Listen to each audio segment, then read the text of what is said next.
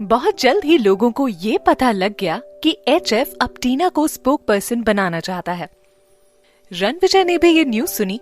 वैसे तो उसके लिए स्पोक्स पर्सन की डील बहुत छोटी बात थी, लेकिन क्योंकि अब उसकी पत्नी को स्पोक्स पर्सन चुना गया है तो ये ही उसके लिए बहुत खुशी की बात थी।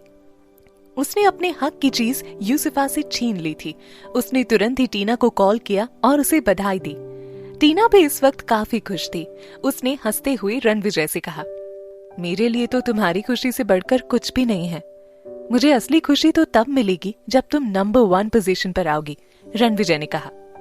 टीना ने कहा, बिल्कुल, बहुत जल्द तुमको ये खुशी मिलने वाली है। अभी तक यूसुफा को इसके बारे में कुछ नहीं पता था। यूसुफा अभी आराम से प्रणय के घर पर सो रही थी। पिछली रात को वो हॉस्पिटल से सीधे प्रणय के घर आ गई थी। उसकी असिस्टेंट जैसे ही घर पहुंची वो काफी घबराई हुई और गुस्से में थी। उसने घर पहुंचते ही यूसुफा को न्यूज की हेडलाइन पढ़कर सुनाई। एचएफ का स्पोक्स पर्सन पहले से था निर्धारित, उसे बदलने का कोई चांस नहीं। यूसुफा, ये सही बात है। प्रणय के पास आज दोपहर में एचएफ की कॉल आई थी। उन्होंने खुद प्रणय से स्पोक्स पर्सन को बदलने की बात कही है और कहा है कि अगर टीना को स्पोक्स पर्सन नहीं बनाया गया तो वो ये कॉन्ट्रैक्ट भी खत्म कर देंगे। यूसुफा की असिस्टेंट ने गुस्से से भरी नजरों से देखते हुए यूसुफा से कहा, आखिर टीना ने ऐसा कौन सा जादू कर दिया? अगर उसे ऐसी कोई डील लेनी ही थी तो फिर उसने तुम्हारी डील क्यों खराब की? तुरंत ऑफिस चलो, मैं प्रणय से खुद इस बारे में बात करूंगी।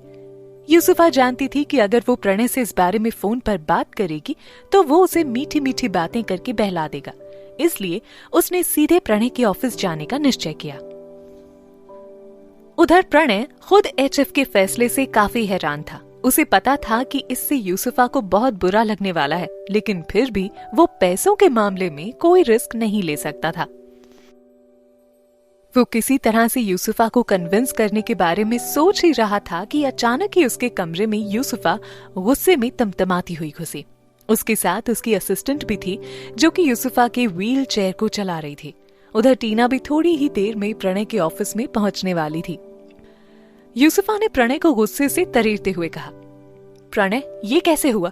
मेरी जगह पर उन्होंने टीना को स्पोक्स पर्सन के लिए कैसे सिलेक्ट किया? प्रणय ने सबसे पहले यूसुफा के असिस्टेंट को कमरे से बाहर जाने का इशारा किया।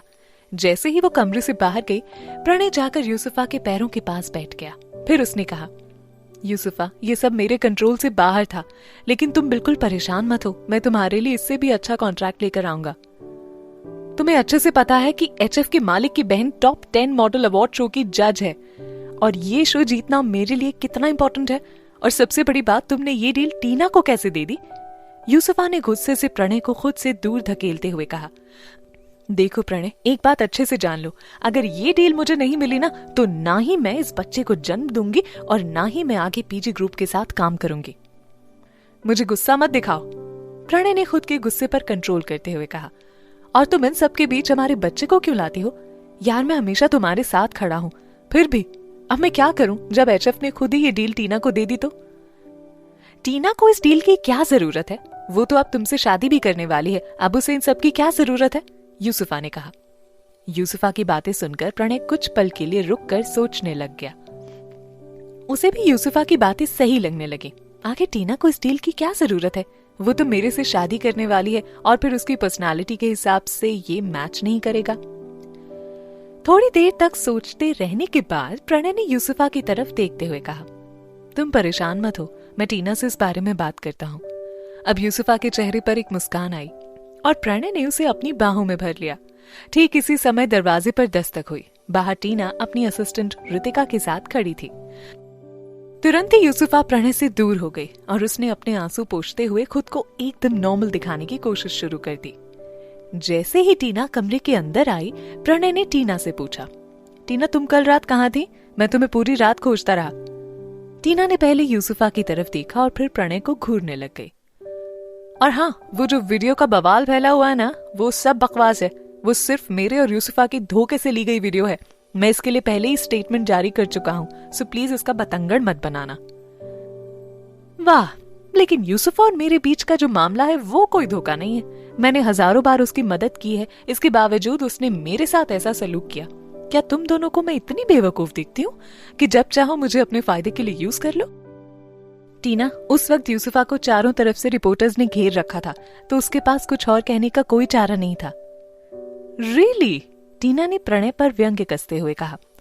अच्छा, अब ये सब पुरानी बातें खत्म करो। तुम तो जानती हो कि एचएफ ने जो डील तुम्हें दी है वो यूसुफा के लिए कितनी इंपॉर्टेंट है, और तुम अब शो भी नहीं कर सकती हो।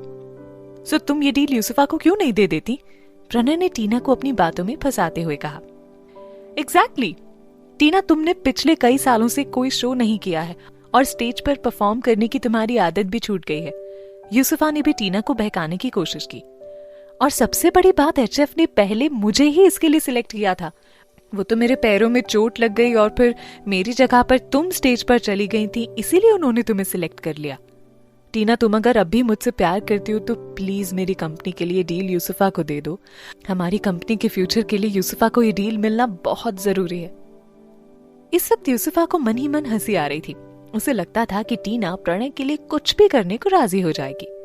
उसने प्रणय की तरफ देखते हुए कहा, प्रणय जल्दी करो, एचएफ को कॉल करके उनसे कह दो कि टीना अपनी शादी की तैयारी में बहुत बिजी है, वो इस वक्त कोई भी काम नहीं कर सकती है।